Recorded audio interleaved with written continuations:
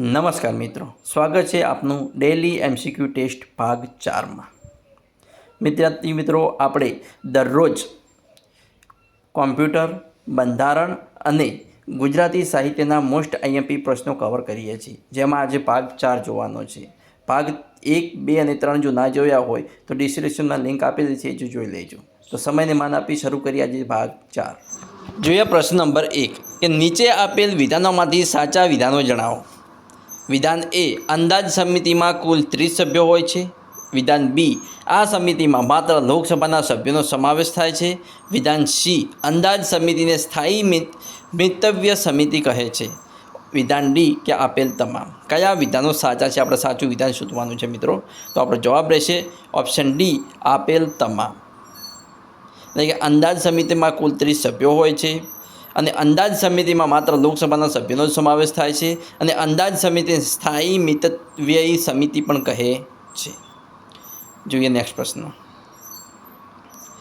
નીચે આપેલ પૈકી સંસદની કઈ સમિતિમાં રાજ્યસભામાંથી કોઈ સભ્ય નથી હોતા? જાહેર હિસાબ સમિતિ, અંદાજ સમિતિ, જાહેર સાહસોની સમિતિ કે વિભાગો સંબંધિત નાણાં બાબતની સમિતિ? કઈ સમિતિમાં રાજ્યસભામાંથી કોઈ સભ્ય નથી હોતા? મિત્રો, આપણો જવાબ રહેશે ઓપ્શન બી, અંદાજ સમિતિમાં રાજ્યસભામાંથી કોઈ સભ્ય નથી હોતા। જોઈએ આગળનો પ્રશ્ન। નીચેનામાંથી સંસદની કઈ સમિતિ પૈકી સૌથી મોટી છે? જાહેર હિસાબ સમિતિ, અંદાજ સમિતિ, જાહેર ઉપક્રમ સમિતિ કે અરજી સમિતિ? કઈ સમિતિ સૌથી મોટી છે? આ ચારમાંથી કઈ સમિતિ સૌથી મોટી છે? તો આપણો જવાબ રહેશે ઓપ્શન બી, અંદાજ સમિતિ। અંદાજ સમિતિ એ સૌથી મોટી સમિતિ છે। જોઈએ આગળનો પ્રશ્ન। નીચે આપેલ સાચા વિધાનો તપાસો। મિત્રો, આપણે સાચા વિધાનો તપાસવાના છે। તો વિધાન એ, અંદાજ સમિતિને અનુમાન કરવાવાળી નાણાં સમિતિ કહેવાય છે। વિધાન બી, અંદાજ સમિતિ સંસદની સ્થાયી સમિતિઓમાં સૌથી મોટી સમિતિ છે। વિધાન સી કે જહોન મથાઈની ભલામણથી અંદાજ સમિતિની રચના ઈસવીસન 1950માં થઈ હતી। અને વિધાન ડી, આપેલ તમામ સાચા છે। તો આપણે સાચો વિધાન શોધવાનું છે। તો વિદ્યાર્થી મિત્રો, આપણો જવાબ રહેશે ઓપ્શન ડી, આપેલ તમામ સાચા છે કે અંદાજ સમિતિને અનુમાન કરવાવાળી નાણાં સમિતિ પણ કહેવાય છે। અંદાજ સમિતિ સંસદની સ્થાયી સમિતિઓમાં સૌથી મોટી સમિતિ છે અને જ્હોન મથાઈની ભલામણથી અંદાજ સમિતિની રચના ઈસવીસન 1950માં થઈ હતી। જોઈએ નેક્સ્ટ પ્રશ્ન। સંસ્કારની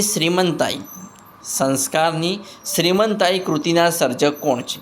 કુંદનિકા કાપડિયા, યશવંત પંડ્યા, હરીન્દ્ર દવે કે રાજેન્દ્ર શાહ? સંસ્કારની શ્રીમંતાઈ કૃતિના સર્જક કોણ છે? આપણો જવાબ રહેશે ઓપ્શન એ, કુંદનિકા કાપડિયા। સંસ્કારની શ્રીમંતાઈ કૃતિના સર્જક છે કુંદનિકા કાપડિયા। નેક્સ્ટ। ગુજરાતી સાહિત્યના પ્રથમ ઉર્દૂ ગઝલકારનું બહુમાન કોને પ્રાપ્ત થયું હતું? અમૃત, શૂન્ય પાલનપુરી, વલી ગુજરાતી કે બાળશંકર કંથારિયા? કોને ઉર્દૂ ગઝલકારનું બહુમાન પ્રાપ્ત થયું હતું? જવાબ છે ઓપ્શન સી, વલી ગુજરાતીને। ગુજરાતી સાહિત્યના પ્રથમ ઉર્દૂ ગઝલકાર એટલે વલી ગુજરાતી, જેમને બહુમાન પ્રાપ્ત થયું હતું। જોઈએ આગળનો પ્રશ્ન। ઉમાશંકર જોશી કઈ યુનિવર્સિટીના કુલપતિ રહેલા છે? ગુજરાત કલા યુનિવર્સિટી, ગુજરાત પરિષદ યુનિવર્સિટી, ગુજરાત યુનિવર્સિટી કે સાહિત્ય અકાદમી? ઉમાશંકર જોશી કઈ યુનિવર્સિટીના કુલપતિ રહેલા છે? તો આપણો જવાબ રહેશે option C, Gujarat university. Umashankar Joshi Gujarat યુનિવર્સિટીના કુલપતિ રહેલા છે। કઈ યુનિવર્સિટી? ગુજરાત યુનિવર્સિટી। નેક્સ્ટ। નીચેના પૈકી કયો શબ્દ કાળોતરીનો વિરોધાર્થી છે? પત્રિકા, પનોતી, જન્મોત્રી કે કંકોત્રી? નીચેનામાંથી કયો શબ્દ કાળોતરીનો વિરોધાર્થી છે? તો કાળોતરીનો વિરોધાર્થી થશે ઓપ્શન ડી, કંકોત્રી। કાળોતરી શબ્દનો વિરોધાર્થી શબ્દ કંકોત્રી। નેક્સ્ટ। કોમ્પ્યુટરની સ્પીડ શેમાં મપાય છે? MPIS, MSIP, MIPS કે એકે નહીં? કમ્પ્યુટરની સ્પીડ શેમાં મપાય છે?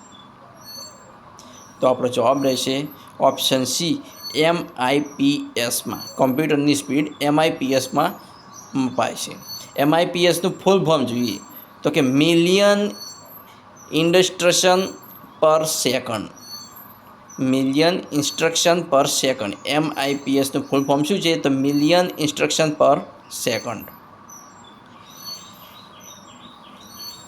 કમ્પ્યુટરમાં વપરાતી JPG ફાઇલનું પૂરું નામ જણાવો. Joint photography expert group, joint photographic expert group, joint photograph expert group કે joint photographic experts group. JPEG ફાઇલનું પૂરું નામ જણાવો.